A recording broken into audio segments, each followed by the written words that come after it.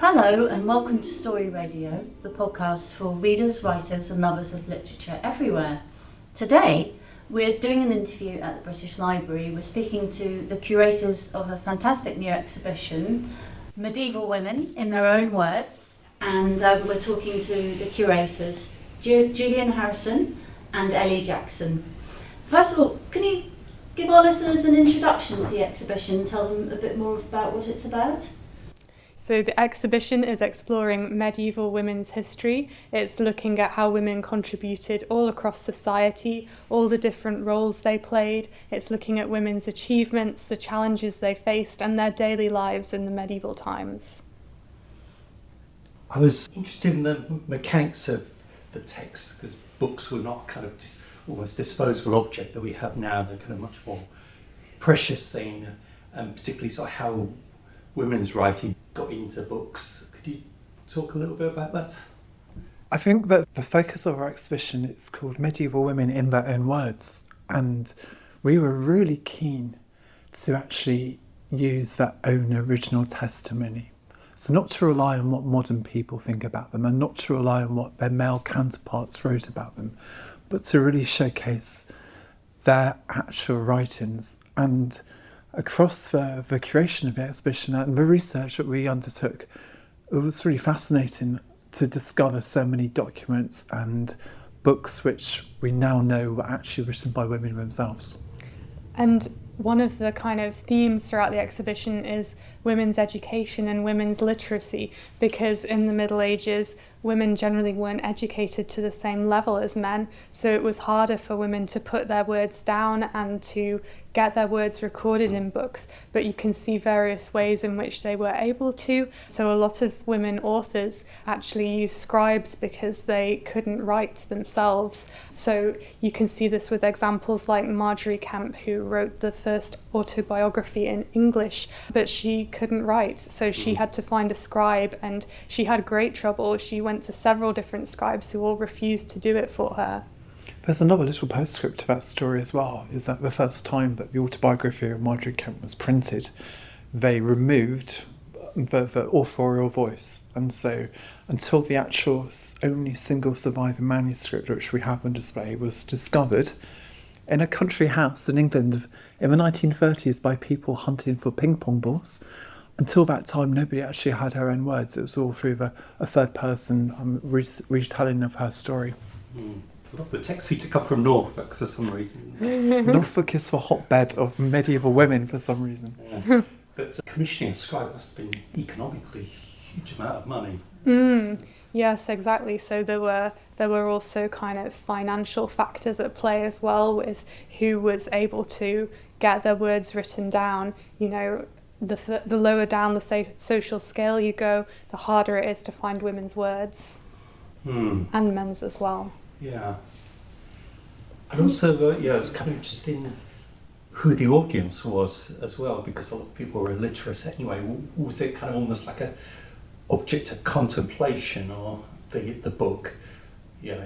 Well, one of the interesting things is that often people weren't taught to write, but they were taught to read. So particularly girls would, you know, if they were middle class or above, then they would generally be taught to read, but not to write. So women were actually major consumers of books and major book owners and book readers. So yes, the books really were read, although there were other ways of engaging with the books as well. So for example, in the exhibition we have a birthing scroll. So this is a manuscript that's covered in charms and amuletic images, and this was used during childbirth to protect the woman when she was giving birth. And it says on it, any woman who touches or sees this when she's giving birth, it will protect her and her baby. So reading isn't the only way to engage with a book in the Middle Ages.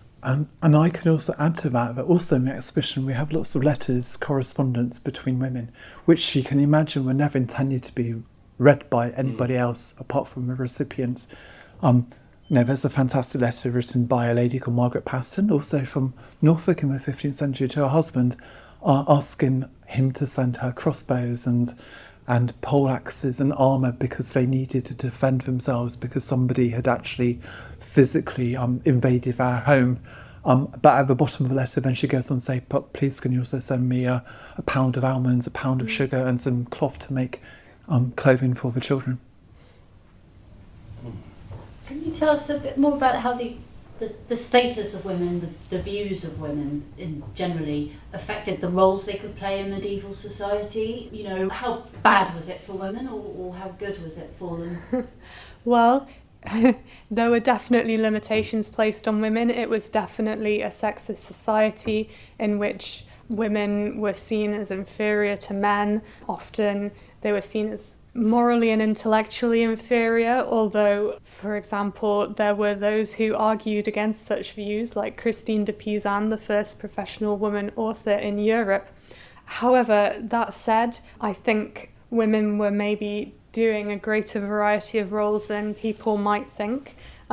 So actually one thing that we were doing in this exhibition was we were trying to uncover the diversity of women's roles in the past. So we were able to find examples of women doing all kinds of things, including writing books, but also things like producing books as scribes and artists and printers, and also engaging in all kinds of professional trades, such as textile work, finance, as well as domestic work, and also women who took on positions of power in politics. Is the use of language noticeably different in the women's text compared to the way men use language in medieval texts, do you think? So I suppose one difference is that, again, reflecting the differences in education, women were generally not taught Latin, which was the kind of main text of more literary or especially church writings. So women's texts tend to be written in the vernacular languages that they spoke. And also, I would point out that in many cases, it's only recently that we've actually been able to identify that women were the authors of particular works. Again, in the exhibition, the love poetry, the erotic poetry of the Welsh poets, Gwerful Mechain, in the late 1400s. And in the manuscript that survives, the poetry is actually attributed to a man. But it's now known that the poem and the tone and the content of the poem is very explicit, very erotic, very meaningful poems, but her name and the attribution of those works to her had been elided because it had been ascribed, oh, a man must have written this.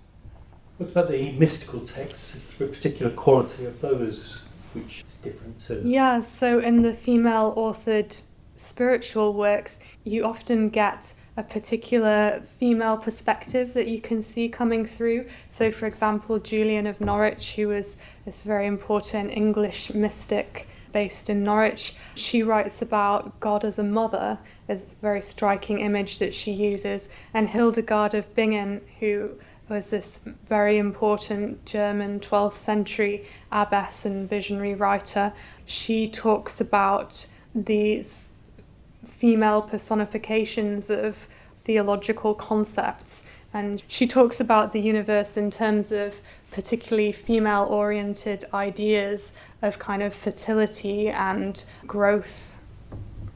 There's also there's this incredible grey area, isn't there? Because the visionaries, and there are many visionary accounts written by women, but they're treading quite a dangerous line because they were actually putting their necks on the line in some cases and telling the world what they'd experienced, and sometimes in a religious sense that was quite controversial, and people like Marjorie Kemp were accused of heresy and so forth, and the other women who even went to the stake for their beliefs. So their convictions are quite dangerous at times, and I think that's really sort of a poignant factor to think about how, you know, it wasn't necessarily a wise thing to always be explicit about what you've been dreaming about.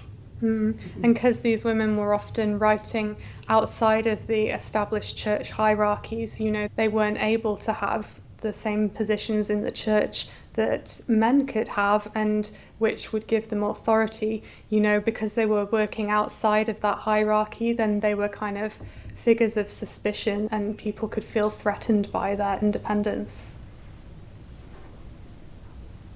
Yes, some of the women in the exhibition were saints, queens and aristocrats, and some were ordinary working women. Can you tell us more about class in medieval times? Some women seem to have been able to move up the social ladder, and other women just simply stood out by virtue of, being exceptionally kind of brave, like Joan of Arc springs to mind, but I'm sure you've got other examples. Yeah, so it was a time when class was very structured and it was quite difficult to move between different classes. But you're right, the exhibition does include some examples of women who managed to do that. So yeah, Joan of Arc is a fantastic example of a woman who was born to a peasant family in France, but she experienced spiritual visions and she then was able to alter the course of politics by becoming involved in the 100 Years' War and inspiring the French army to victory at the Siege of Orleans. You also have some women who were able to marry up the social scale. You have women who, for example, the women visionaries who were able to gain authority for themselves through their writings and through their work and through gaining admiration for what they did.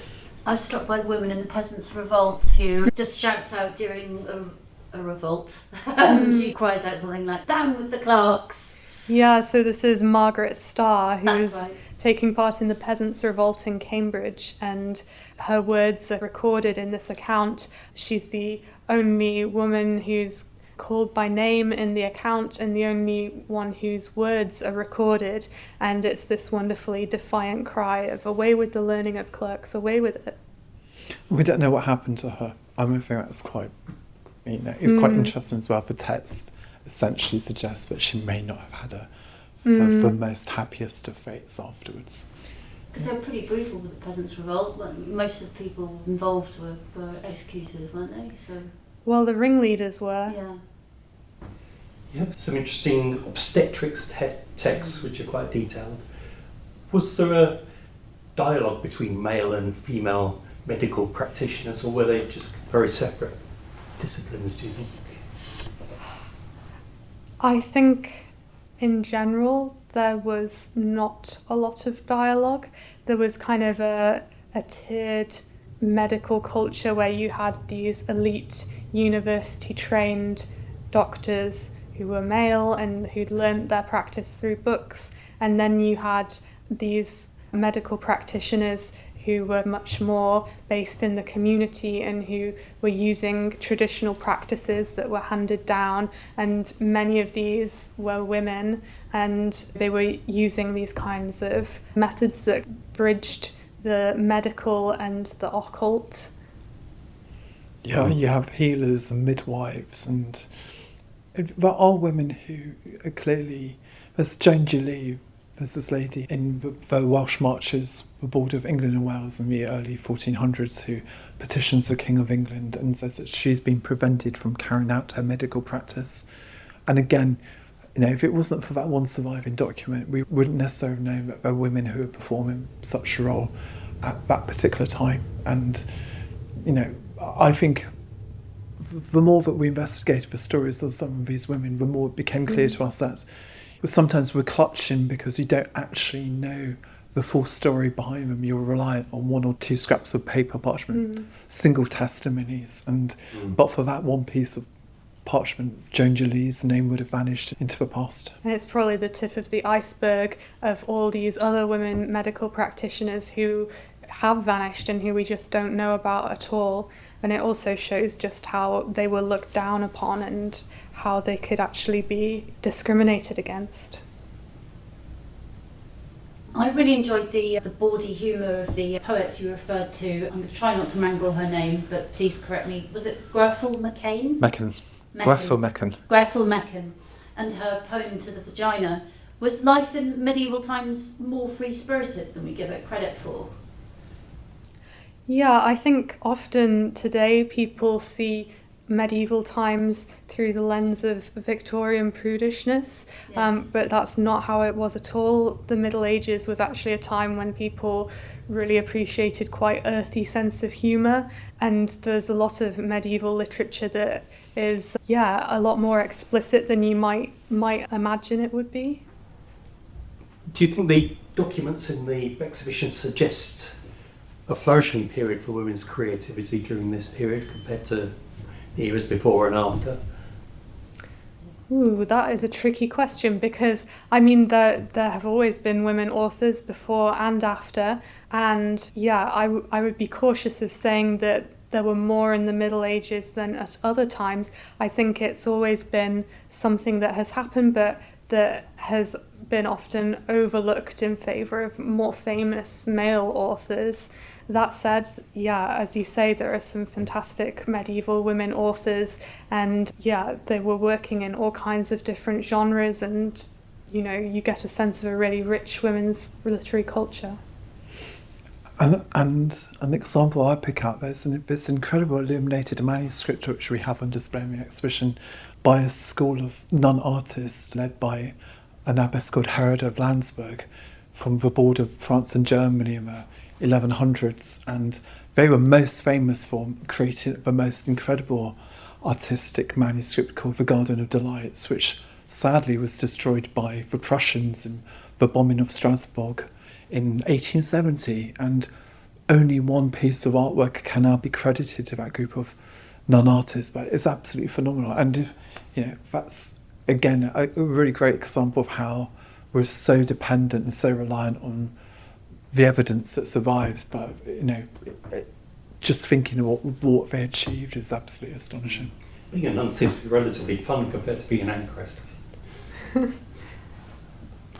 Yeah, I kind of think that, you know, when you look at the archaeological evidence for anchoresses and you actually see, you know, excavations have demonstrated the diseases that they had, the curvature of the spine, I mean, this was not something that you would do lightly. I mean, there's that lovely, this was the rule for anchoresses, and they are allowed a pet cat, which always makes one smile, and think that they did have slight creature comforts, literally, but their lives were, it's not an easy life at all. The first That's few part- cat ladies. Yeah. As part of the warming up, didn't they have a funeral ceremony, and they had a grave dug for them already? Yeah, right. So when these anchoresses were enclosed in their cell, it was supposed to be like they were becoming dead to the world. But I mean, it was a life in which you might not have many external pleasures, but you were supposed to be developing yourself inwardly. So we have authors like Julian of Norwich, who was an anchoress, who creates this beautiful, profound work, The Revelations of Divine Love, whilst she's enclosed as an anchoress.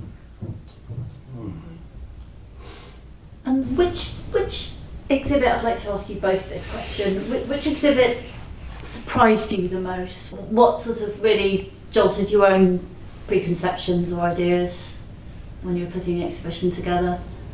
Shall I go first? Yeah. The most poignant document is a certificate for the sale of a slave woman in Venice in 1450, and it names the woman in question. She's been sold in the marketplace. Her name is Marta, and she comes from Russia, so you immediately think hundreds, if not thousands of miles away from home. And it goes on to describe her in great detail because she's a chattel, she's just a commodity. So she's 22 years old, she's sound of mind, she's healthy in body. It explicitly says that she doesn't suffer from epilepsy, so that was really key to the purchaser.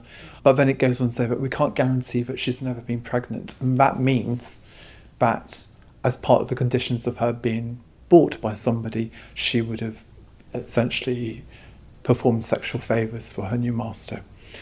And on the one hand, my heart sinks for her because I think she's so far away from home and she has no agency or control over her life, her destiny. Also, you realise that one of the people involved in selling her is themselves a woman. So two sides of the same coin, which really makes you, you know, like again, it's a double stab to the heart. And then I think what I'm really proud of is the fact that Marta, the name of that slave woman, would never have been remembering her but for the survival of that one document, and that's the only record of her existence. So I think that for me is probably the thing that really sticks out, and it makes you realise that, you know, women's lives were very hard at times and people had more luxurious lifestyles. I think for me maybe the most surprising thing was how vocal women were about their own rights. So we have examples of Christine de Pizan, who's this proto-feminist figure who writes about how women are the moral and intellectual equals of men.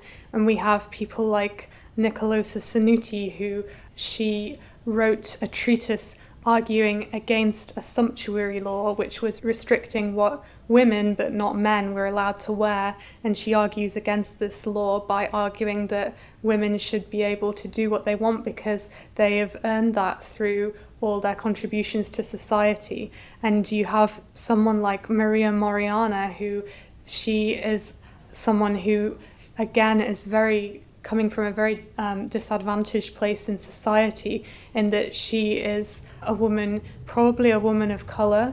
In England, her name, Moriana, probably comes from the word Moor, so it's an ethnic name. And she, in this petition, she's arguing for her freedom. Her master, who's an Italian merchant, is trying to sell her, and she is refusing to be sold. And she's right, because in English law at the time, slavery was not recognised. So you have all these remarkable women who are arguing for their equality and their freedom, and I thought that was so striking. Yes, amazing. One thing that struck us both when we went round was that many women from a Jewish background also had incredible contributions, and I was wondering if you could talk a little bit about race as well before we finish the interview. So, well, we've got the Hebrew prayer book. We could talk about.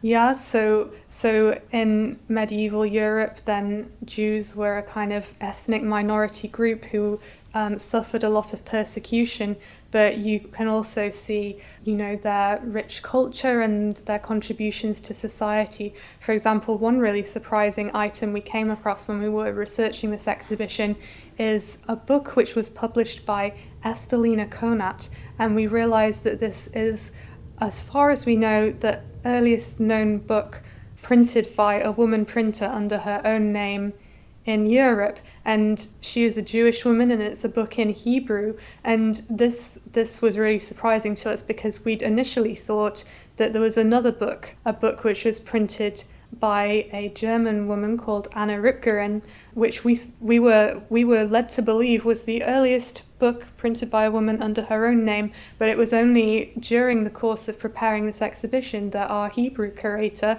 pointed out this much earlier example by a Jewish woman. So that was really remarkable for us.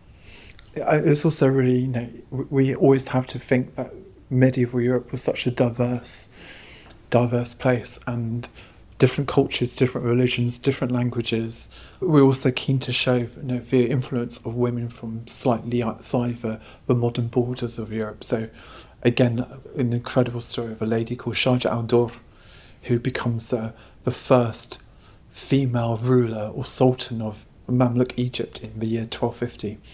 And she only ruled for about 3 months. Just after her husband died, she'd actually started as a slave, then became a concubine, then became the wife of a sultan, then succeeded him. She defeated a crusading army, ruled for 3 months, and then abdicates. And not Her son, or? She abdicates in favour of another man, and then, ironically, as always happens, she's assassinated in a palace coup. But again, she's the first female sultan. We have the one and only gold coin minted in her name, on loan to the exhibition from our friends at the British Museum, and it explicitly names Sharjah as Sultan of Egypt. And you kind of think, wow, well done. Yes, that's extraordinary. Good work. Yeah. Fantastic. Well, thank you both so much. Fantastic to meet you. And It's really interesting. Thank you very much. wonderful exhibition. Please, listeners, do go and see this. It's a real eye-opener and just full of intriguing and amazing voices and objects. Strong recommend. Thanks so much for having us on. Thank you very very much. Now we'll listen to some of the words of these wonderful medieval women. First, we'll listen to Hafsa bint al-Hajj, translated by Yasmin Seal. And then we'll listen to Early Music, New York, Frederick Wren's director, which comes from Music for Medieval Love, Early Music, New York, Frederick Renz, Director, Ex-Cathedral Records, USA. Don't forget, our next salon will be at the Colony Room Green this February the 10th at 7:30. There are details on our website, www.storyradio.org. Thanks for listening, and goodbye. Believe me, love, the garden took no joy in what we did together there. Hostility is rather what it showed us, envy too. The river was not clapping with delight at her being so close, nor was the turtle dove cooing for anything but its own love. Enough with pretty thoughts. Although they suit you well, they are not always wise. I hardly think the sky displayed its stars for any reason but to be your spies.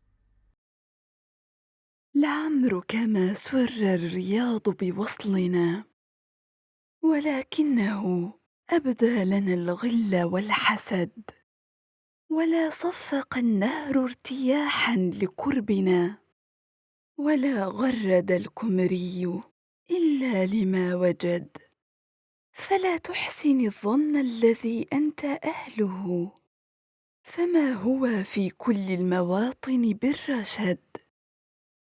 فما خلت هذا الأفق أبدى نجومه لأمر سوى كيما تكون لنا رصد.